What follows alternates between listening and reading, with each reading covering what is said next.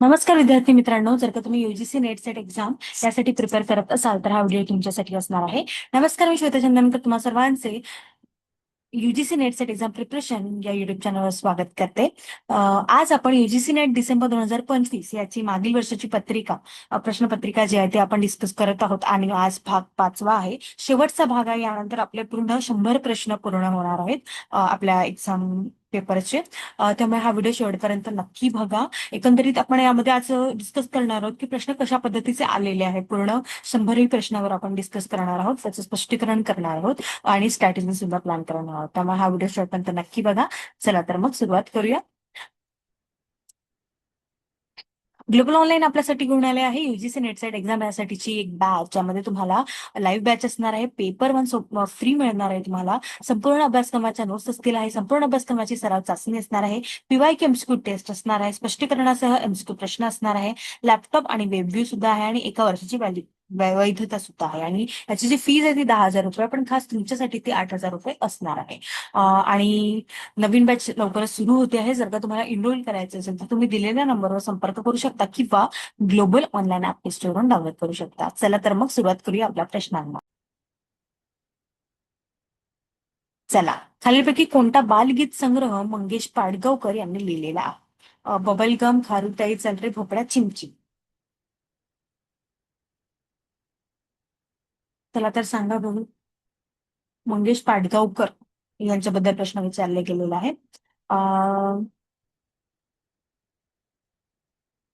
आपलं उत्तर असणार आहे बबलगम. हे मंगेश पाडगावकरांचं आहे. यामध्ये त्यांनी इतर बाल साहित्य रचनांमध्ये सांग सांग बोलाना, चांदोबा भागला असता, निमोनिसच्या झाडामागे यासारख्या लोकप्रिय कवितांचा समावेश. ठीक आहे. खारुताई ही शांता शेळके यांची आहे. चल रे भोपळ्या ही एक लोकप्रिय बालगीत आहे आणि चिमचिम हे पावसाच्या गाण्याशी संबंध. त्यामुळे आपलं उत्तर काय असणार आहे? ऑप्शन 1 हे आपलं उत्तर असणार आहे. ठीक आहे. त्यानंतर समोरचा प्रश्न आहे, पुढीलपैकी कोणत्या साहित्यिकांनी कालिदासाच्या मेघदूताचे मराठीत भाषांतर केले? राश वाळिंबे, राजाराम परशुराम सबनीस, राश्री जोग, दवी पंडित, मधुकर आष्टीक. चला, सांगा बघू. राश वाळिंबे, राजाराम परशुराम सबनीस आणि दवी पंडित, म्हणजे ऑप्शन 3 हे आपलं उत्तर असणार आहे.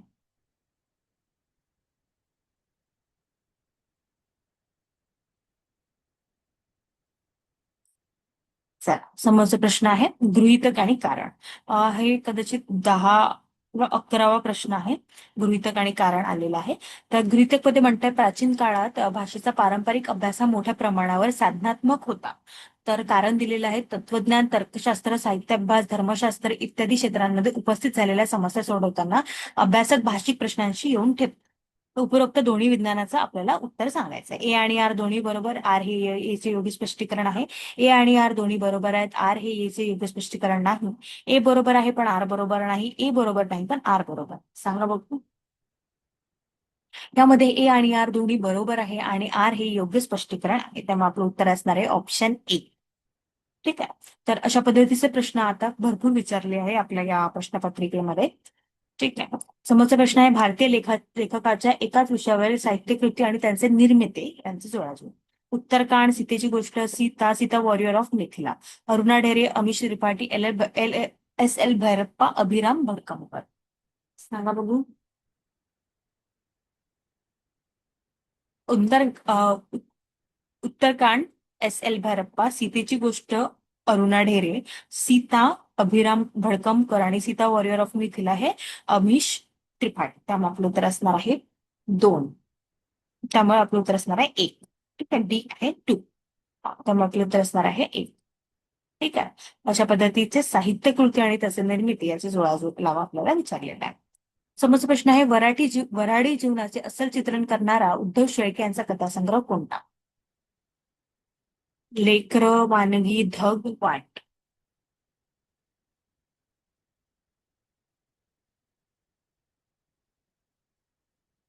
वऱ्हाडी जीवनाच्या अस्सल चित्रण करणारा उद्धव शेळके यांचा कथासंग्रह कोणता?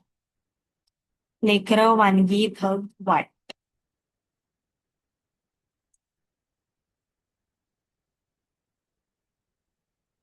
आपलं उत्तर असणार आहे वानगी.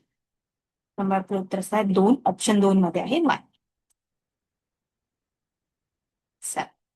आता यांनी ऑप्शन मध्ये आपल्याला वेगवेगळ्या म्हणजे 4 ऑप्शन आहेत. तर उद्धव शेळके यांचे कथा कादंबरी न देता दुसरे पण देऊ शकले असते, पण त्यांनी उद्धव शेळके यांचीच दिलेली. ठीक आहे. विभाग पण उद्धव शेळके यांचेच आहे. त्यानंतर दिलेल्या कादंबऱ्यापैकी विदर्भातील लेखकांच्या कादंबऱ्या ओळख. तर इथे आपल्याला विदर्भांच्या कादंबऱ्या विचारलेल्या. सरपंच, हाल्या हाल्या दुधू दे, ऐसे कुणबी भूपाळ, मेड इन इंडिया, आडगावचे चौधरी. चला सांगा बघू कोणत्या आहेत. हाल्या हाल्या दुधू दे आणि मेड इन इंडिया. ऑप्शन 3 जे आहे ते आपलं उत्तर असणार आहे. हे विदर्भातील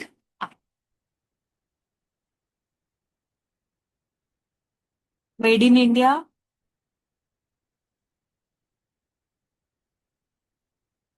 ठीक आहे. चला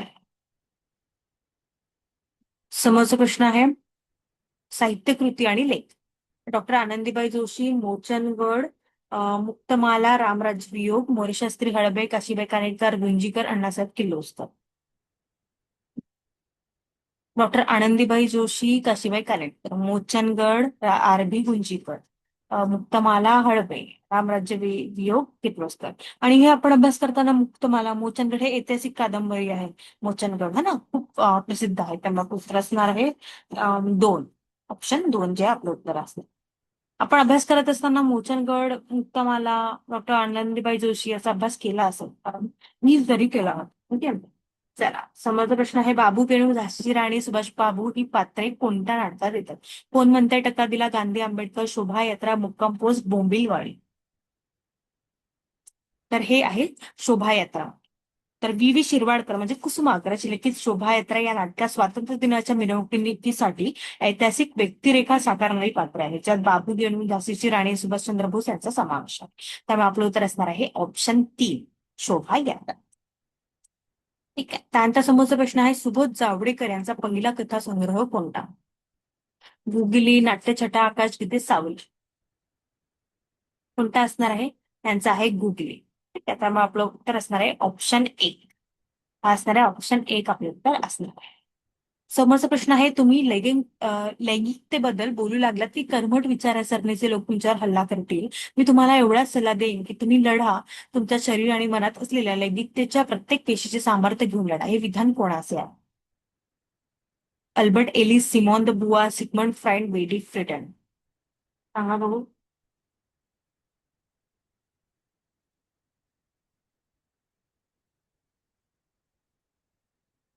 हे आहे अल्बर्ट एलिस यांचे. त्यामुळे आपलं उत्तर काय असणार आहे ऑप्शन 1 हे आपलं उत्तर असणार आहे अल्बर्ट एलिस.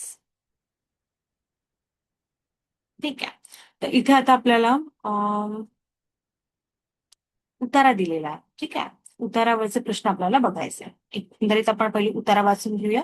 मराठ्यांच्या इतिहासाच्या साधनांच्या 8व्या खंडाच्या प्रस्तावनेत राजवाड्यांनी मराठीवर झालेल्या फारसी व इंग्रजी या परभाषाच्या परिणामांची चर्चा केली. ही राजवाड्यांच्या विवेचक बुद्धीची साक्ष देणारी आहे. फारसीचा मराठीच्या अंतस्वरूपावर व बही स्वरूपावर कोणता परिणाम झाला याबाबत त्यांनी केलेली पाहणी उद्बोधक आहे आणि 2 भिन्न संस्कृतीच्या लोकांचा संबंध आल्याने त्यांच्या भाषेत सरमिसळ होणार हे वस्तुतः निसर्गक्रमाला धरूनच आहे आणि असा दृढ मूल्य झालेला परिणाम मुद्दाम नाहीसे करण्याचा प्रयत्न फारसा सफल होत नाही आणि हे राजवाडे यांनी मान्य केले. पण फारसीच्या संदर्भात मात्र भ्रष्टपणाची कमाल झाली, मराठीला फोड लागली यासारखी विधाने करताना राजवाड्यांची दृष्टी भाषा भाषकाची नसून संस्कृती संरक्षणाची आहे असे वाटू लागले. फारसीमुळे मराठीच्या उच्चारावर, विभक्तीवर, प्रत्ययावर, वाक्यप्रचारावर, रूपाने, अर्थप्रक्रियेवर कसा परिणाम झालेला आहे याची राजवाड्यांनी केलेली नोंद महत्वाची आहे. पण फारसीचा इतका संसर्ग होऊनही मराठी भाषा मराठीच कशी राहिली याची त्यांनी केलेली मीमांसाही लक्षणीय आहे. फारसीमुळे अर्थ व्यक्त करण्याची मराठीची शक्ती वाढली आणि हे त्यांनी मोकळेपणाने मान्य केले आहे. इंग्रजी मराठीच्या संदर्भात मात्र केवळ काही विधाने करण्यापलीकडे त्यांची फारशी चर्चा केली नाही. त्यांच्या मते इंग्रजीमुळे मराठी भ्रष्ट होण्यापेक्षा नष्ट होण्याचा धोका पण आहे. पण इंग्रजीपेक्षा मराठीची प्रकृती सर्वस्व वेगळी असल्याने या 2 भाषांचा गुण्यागोविंदाने जोड बनणे प्राय अशक्य आहे असे त्यांनी म्हटले आहे. डॉक्टर भांडारकर, न्या रानडे, टिळक, लोकमान्य टिळक यांसारखे पट्टीचे विद्वान मराठीतून लिखाण न करता इंग्रजीतून करून इंग्रजीच्या हालचालीला मदत करतात याबद्दल राजवाड्यांच्या मनात विशेष राग आहे. पुढे 1926 मध्ये शारदा मंदिराच्या वार्षिकोत्सव प्रसंगी मराठी भाषा मुळशू आहे असे खळबळजनक विधान त्यांनी केले. ठीक आहे. अशा पद्धतीचा आपल्याला उत्तर दिलेला आहे. त्याबद्दलचा अर्थ प्रश्न विचारला. उतारातील मुमुर्षू या शब्दाचा अर्थ काय आहे हे आपल्याला विचारलेला आहे. चला सांगा बघू. पहिलंच प्रश्न आहे उत्तरातलं. त्याचा अर्थ आहे मरणासन्न. ठीक आहे, तर मग आपलं उत्तर काय असणार आहे? ऑप्शन 2 असणार आहे. नंतर समोरचा प्रश्न आहे विरामचिन्ह आणि राजवाडे यांच्या संदर्भात कोणता पर्याय योग्य नाही? मराठीत जुनी आणि नवीन म्हणून 35 विरामचिन्हे वापरावीत. उद्धार आणि प्रश्न चिन्हाबाबत 4 उपप्रकार मांडता येतात. इंग्रजीच्या ओळखीपूर्वी मराठी आणि फारसीत आलेल्या विरामचिन्हे यांचे विवेचन केले. इंग्रजीतून कोणती विरामचिन्हे घेऊ नयेत अशी सूचना राजवाडे यांनी केली. सांगा बघू.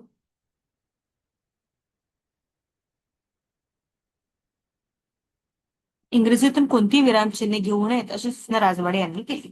ऑप्शन 4 हे आपलं उत्तर असणार. हा आहे दुसरा प्रश्न उत्तरातला. त्यानंतर तिसरा प्रश्न आहे राजवाडे यांची दृष्टी संस्कृती संरक्षणाची आहे असे विधान करण्याचे कारण काय? फारसीमुळे मराठीचे उच्चार, विभक्ती प्रत्यय आणि अर्थ प्रक्रिये या झालेला परिणाम यांनी राजवाडे यांनी नोंद केलेला आहे. मराठी भाषा मुमूर्ष आहे हे राजवाडे यांचे विधान. फारसीच्या संदर्भात भ्रष्टपणाची कमाल झाली आणि मराठीला फोड लागली अशी राजवाडे यांचे विधान. शुद्ध लेखन व विरामचिन्हे हा राजवाडे यांचा लेख. फारसीच्या संदर्भात भ्रष्टपणाची कमाल झाली हे जे तिसरं ऑप्शन आहे ते आपलं उत्तर असणार आहे. या मागचं काय आहे? हे असे विधान करण्याचे कारण. त्यानंतर समोरचा प्रश्न आहे इंग्रजी मराठी संदर्भात राजवाडे यांनी पुढीलपैकी कोणते विधान केलेले नाही? इंग्रजीमुळे मराठी भाषा नष्ट होण्याचा धोका आहे. इंग्रजी आणि मराठीची प्रकृती एकच आहे. पट्टीचे विद्वान मराठी एवढी इंग्रजीतून लिखाण करून इंग्रजीच्या हालचालीला मदत करतात. इंग्रजी मराठीचा जोड बनणे अशक्य आहे. काय सांगितलंय त्यांनी? इंग्रजी मराठीची प्रकृती एकच आहे हे विधान केलेलं नाहीये त्यांनी. ठीक आहे, आणि हे उत्तरामधलेच उत्तर आहे. ठीक आहे, त्यामुळे आपल्याला इकडे तिकडे कुठे बघायची गरज नाही. ठीक आहे. आपले किती प्रश्न झालेले आहेत? 4 प्रश्न झालेले आहे. समोरचा प्रश्न आहे फारसी संदर्भात राजवाडे यांनी कोणते विधान केले आहे? मराठीपेक्षा फारसीची प्रकृती सर्वस्वी वेगळी आहे. फारसी शब्द उपयुक्तेच्या दृष्टीने लक्षणीय नाहीत. फारसीच्या तुलनेत मराठी बऱ्याच उणिवा आहेत. फारसीमुळे अर्थ व्यक्त करण्याची मराठीची शक्ती वाढली. सांगा बघू. फारसीमुळे अर्थ व्यक्त करण्याची मराठीची शक्ती वाढली हे विधान त्यांनी केलेले आहे. जो ऑप्शन 4 उत्तर असतील. त्यानंतर समोरचा प्रश्न आहे कान्हो पाठक यांनी अभंगात ऐकणारा या अर्थाने कोणता शब्द योजला आहे? इथे आपल्याला दुसरा उतारा दिलेला आहे. 5 प्रश्न आपल्याला एका उत्तरावर आहे आणि एका उत्तरावर दुसरे 5 आहे. ठीक आहे. शाहीर अशी संज्ञा रूढ असल्यामुळे शाहिरी कवितेची प्रेरणा मुसलमानी वातावरणी आहे अशी काही अभ्यासकाची समजूत झालेली आहे. शाहिरी वाङ्मयावर दिलेलं आहे असं मला वाटतं. ठीक आहे. त्यानंतर कान्हो पाठक यांनी अभंगात ऐकणाऱ्या या अर्थाने कोणता शब्द योजला आहे? गाणू भेदवादी जाण नास. तर हे उत्तर आहे जाण. ठीक आहे, त्यामुळे आपलं उत्तर असणार आहे ऑप्शन डी.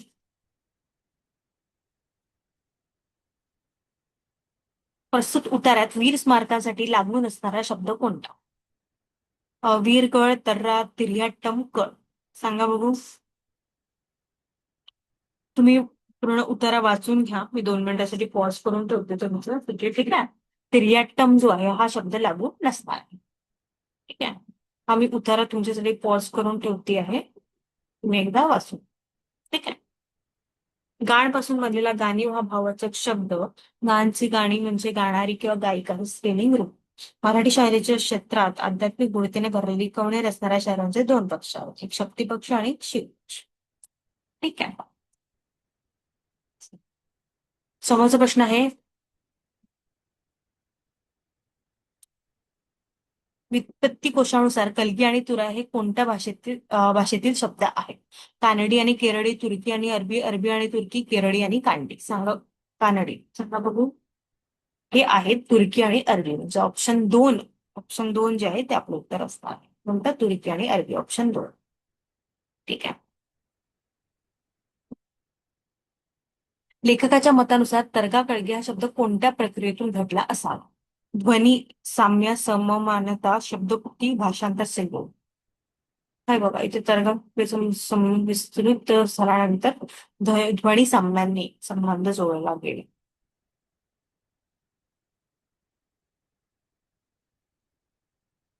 त्यानंतर समोर वाचा भाषांतर संयोग. आपलं उत्तर असणार आहे भाषांतर संयोग. हे भाषांतर संयोगाच्या प्रक्रियेने. ठीक आहे, त्यामुळे आपलं उत्तर असणार आहे 4. ऑप्शन 4.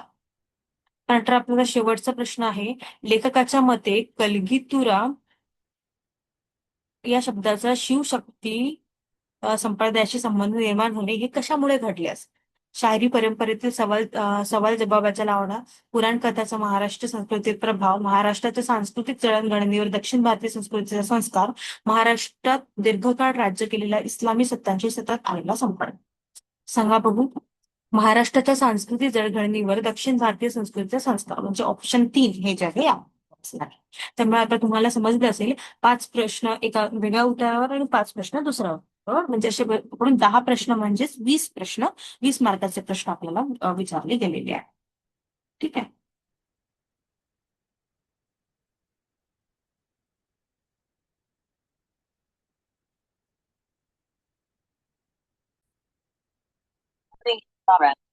ठीक आहे. अशा पद्धतीने 5 एका उतार्यावर आणि 5 प्रश्न दुसऱ्या उतार, अशा पद्धतीने 10 प्रश्न 20 मार्कांसाठी आपल्याला विचारले. त्यामुळे ही 20 मार्क आपल्याला मिळालेच पाहिजे, कारण व्यवस्थितपणे उतारा वाचूनच आपल्याला उत्तर द्यायचे आहे.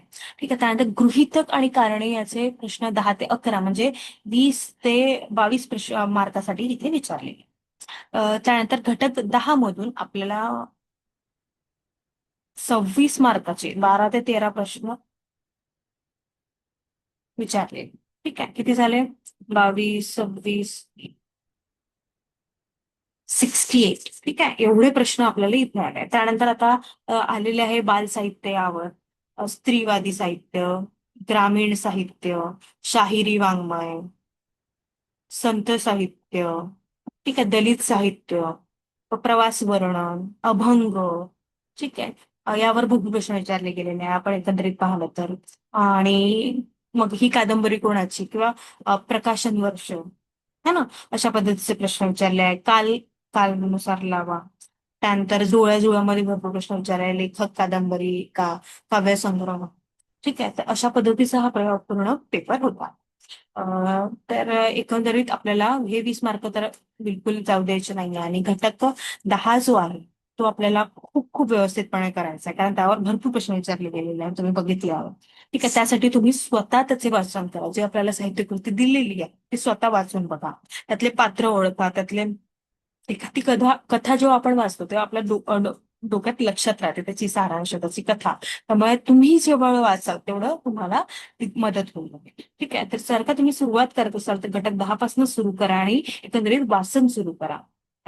त्यानंतरच तुमचा अभ्यास म्हणजे सुरू होणार आहे. त्यानंतर आपल्याला व्याकरणावर पण प्रश्न विचारले गेलेले आहेत. विभक्तीवर नेहमीच प्रश्न विचारले जातात.